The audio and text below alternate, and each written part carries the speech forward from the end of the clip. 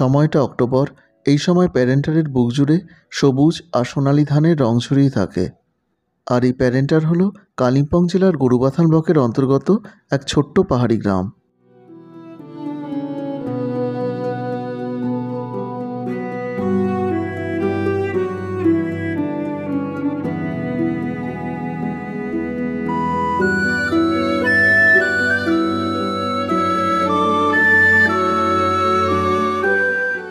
ইনি মাধব ছেত্রী। প্যারেন্টারে আমার 4 দিনের ঠিকানা ছিল ওনার ম্যাভেল ফার্মস্টেতে। এখন মাধব ভাইয়ের সাথে এসেছি হোমস্টের একটু ওপর দিকের কাটারে গ্রামে।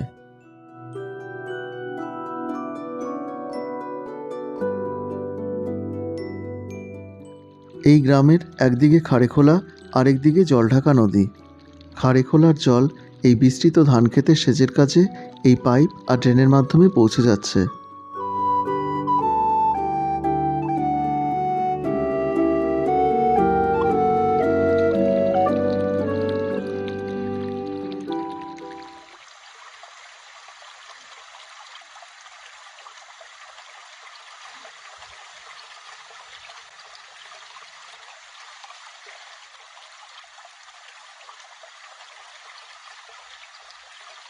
আমি এখানে যে 4 দিন ছিলাম, এক এক বেলা মাধবজির সাথে গ্রামের এক এক দিক যেতাম।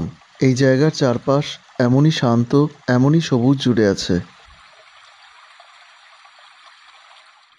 প্যারেন্টারের ওপর আমার প্রথম ভিডিওতে ভুটান সীমান্তে অবস্থিত এই পাহাড়ি গ্রামের কথা আর এই ম্যাভেল ফার্মস্টের কথা বিস্তারিতভাবে বলা আছে।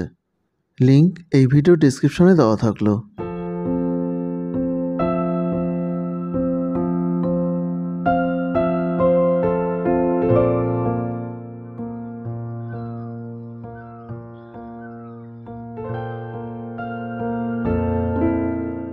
সন্ধ্যায় হোমস্টেতে ফিরে দেখলাম বিনিতাজি নিজের হাতে মোমো বানাতে বসে গেছেন। বিনিতাজি হলেন মাধবজির স্ত্রী।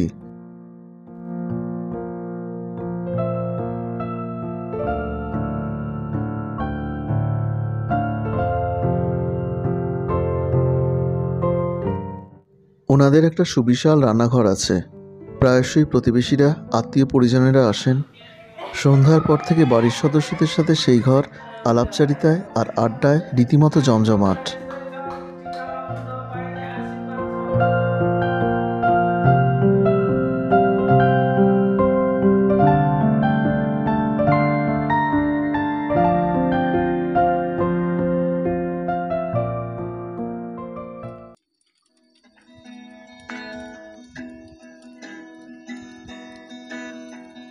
पहला नशा पहला घुमा नया प्यार है नया इंतजार कर लूं मैं क्या अपना हाथ हे दिले बेकरार मेरे दिले बेकरार तू ही बता। অক্টোবরের শেষের একটা শীত শীত ভাব, ক্যাম্পফায়ারের উষ্ণতা আর গিটারের সঙ্গতে মাধবজির এই সুমধুর গানের সন্ধ্যাগুলো আমার সাথে সবসময়ই থেকে যাবে।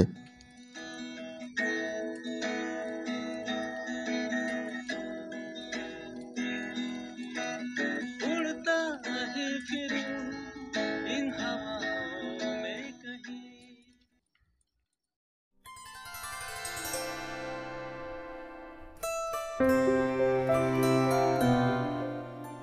আমার বিছানার পাশের এই জানলার পর্দা সরালেই একটা সবুজ আর সোনালি সকাল চলে আসতো। এ বাড়ির চারপাশ বছরের বিভিন্ন সময় ভরে থাকে, কখনো ভুট্টায়, কখনো ধানে, কখনো বা অন্য ফসলে। আর চারপাশ পাহাড় জড়ানো এরকম একটা খোলা প্রকৃতির মধ্যে বসে সকালের চা, জলখাবার থেকে দুপুরের আহার আর এই পরিবারের সদস্যদের সাথে আড্ডা আমার একসাথেই চলতো।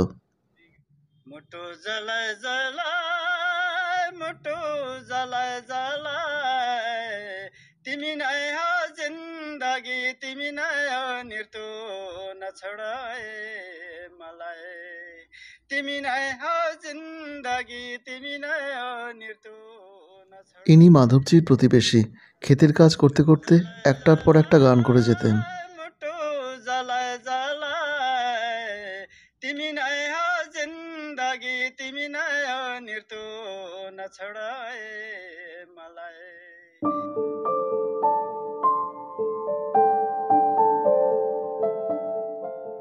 ইন্দো ভুটান বর্ডারের এই প্যারেন্টার আর এই ম্যাবেল ফার্মসটির দূরত্ব শিলিগুড়ি থেকে প্রায় 100 কিলোমিটার। সরাসরি শিলিগুড়ি থেকে ছোট রিজার্ভ গাড়ির ভাড়া 3,500 থেকে 4,000 টাকা, আর সময় লাগবে প্রায় 4.5 ঘন্টার মতো। শিলিগুড়ির পানিট্যাঙ্কি মোড় থেকে দুপুর 1:30 আর 2টোয় দুটো সার্ভিস কার আছে সরাসরি প্যারেন্টার আসার। ভাড়া 250 টাকা। এই দুটো গাড়ি তোদে থেকে প্যারেন্টার হয়ে শিলিগুড়িতে ফেরে সকাল 7টা থেকে 8টার মধ্যে। এটাই হোমস্টের ওপরের দিক। এই সুড়িপথ ধরে মাত্র 2 মিনিটের হাঁটাপথেই পৌঁছে যাওয়া যাবে খাড়েখোলায়। আর এ হলো সোনিয়া, মাধবজির পরিবারের সদস্য। তার সাথে আর সেই নদীর সাথে আগের পর্বেই পরিচয় করিয়েছি।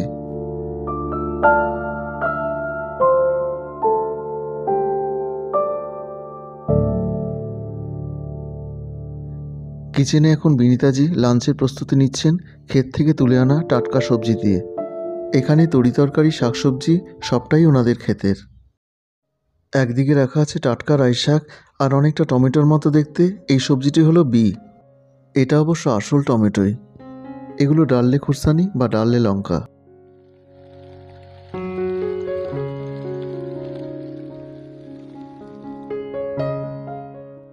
মাধবজির পরিবারের সাথে থাকাটা আমার কাছে ছিল নিজের মতো, ঘরের মতো। তাই ম্যাবেল ফার্মস্টে আমার অভিজ্ঞতায় একটা প্রকৃতই হোমস্টে বা ফার্মস্টে।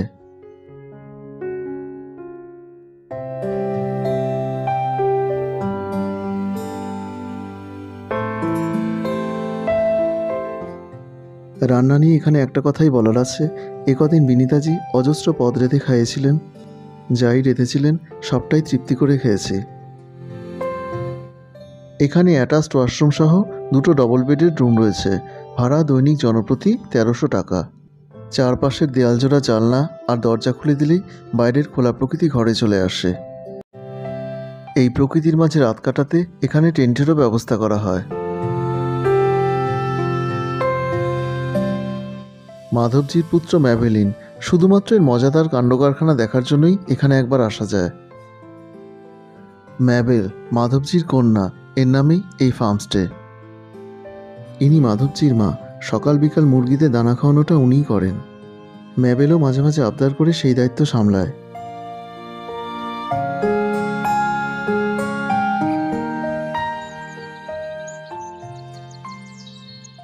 একদিন লাঞ্চের পর মাধব ভাইয়ের সাথে বেরোলাম হোমস্টে থেকে 1 কিলোমিটার দূরত্বে মূল প্যারেন্টার গ্রামের দিকে।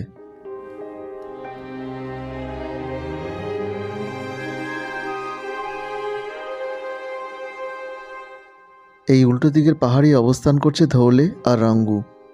এই দুই পাহাড়ের মাঝে নিচ দিয়ে বয়ে চলেছে খাড়েখোলা।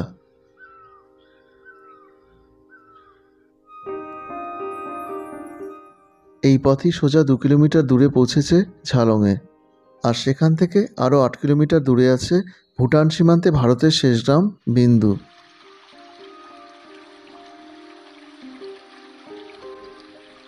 খাড়েখোলার জল গ্রামের প্রাত্যহিক জীবনযাত্রার জন্য এভাবে নিয়ে আসা হয়েছে।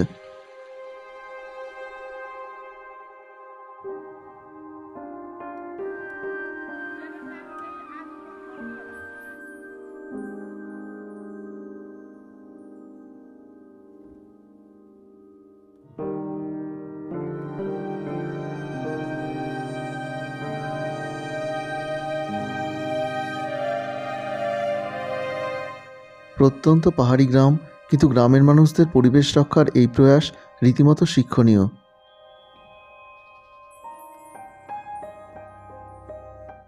এটাই প্যারেন্টারের মূল জনপথ। এই পথের দুপাশে অনেকটা জায়গা নিয়ে অনেক দূরে দূরে ছড়ানো ছবির মতো এক একটা ছোট্ট ছোট্ট বাড়ি। এই পথ এই গ্রামেরও একটা উঠোনের মতো। গ্রামের এক বাড়ি থেকে রাতের জন্য চিকেন নেওয়া হলো।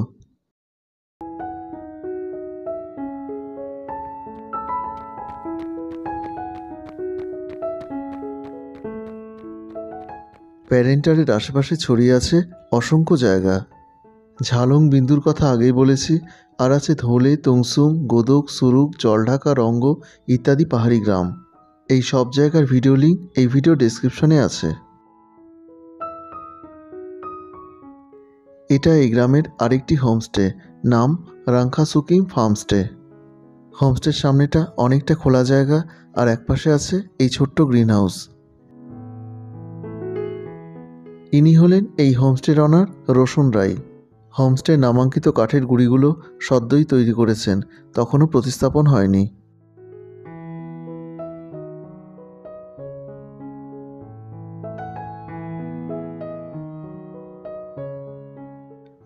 ধান রোপণের সময় প্যারেন্টারে আষাঢ় পূর্ণা বলে একটি উৎসব হয়। এবছর জুনের 27 তারিখ থেকে 4 দিনের জন্য এই উৎসব চলবে। আর খালেদই বলে একটি উৎসব হয় ডিসেম্বর 15 থেকে 17 তারিখ পর্যন্ত। পাহাড়ি ঐতিহ্য, সংস্কৃতি আর পরম্পরার মেলবন্ধনের এই দুটি উৎসব হয় শুধুমাত্র প্যারেন্টার গ্রামে।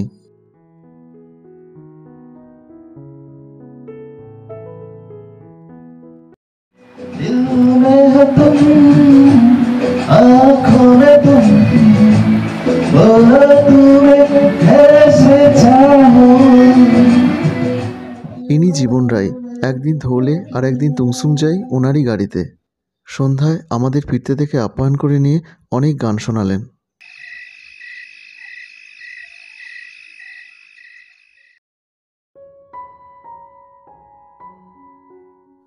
আরেকটা দুপুর মাধবজির সাথে লাঞ্চের পর বেরোলাম সুতাং গ্রামের পথে।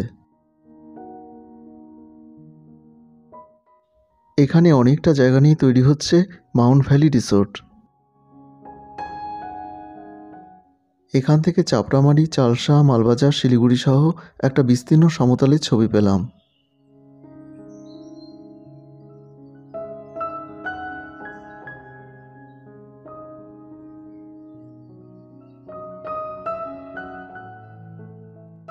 মাধবজির ঘর থেকে 20 মিনিটের হাঁটাপথেই পৌঁছানো যায় এই সুতাং গ্রামে।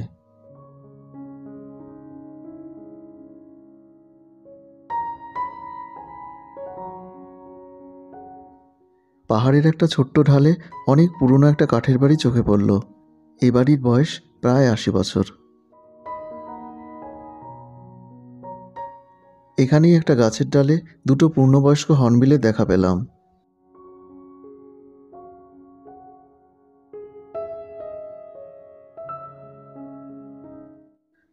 পথের ধারে গোলমরিচের ঝোপে গোলমরিচ হয়ে আছে।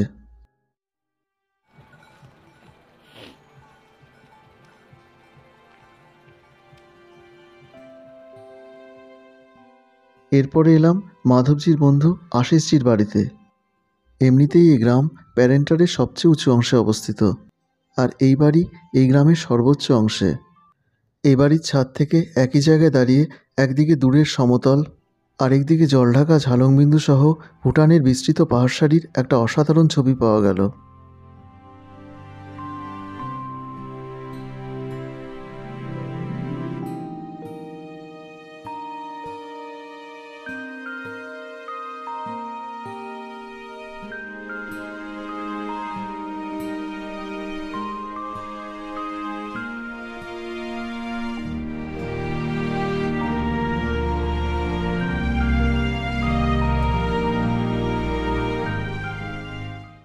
প্যারেন্টারকে নিয়ে এখানে আমার অভিজ্ঞতাটুকুই তুলে ধরলাম, আর সেই সূত্রে বলা যায় ডুয়ার্স আর পাহাড়ের সন্ধিক্ষণের এই প্যারেন্টার আমার ভ্রমণ অভিজ্ঞতায় একটা অসাধারণ অধ্যায় হয়ে থেকে যাবে।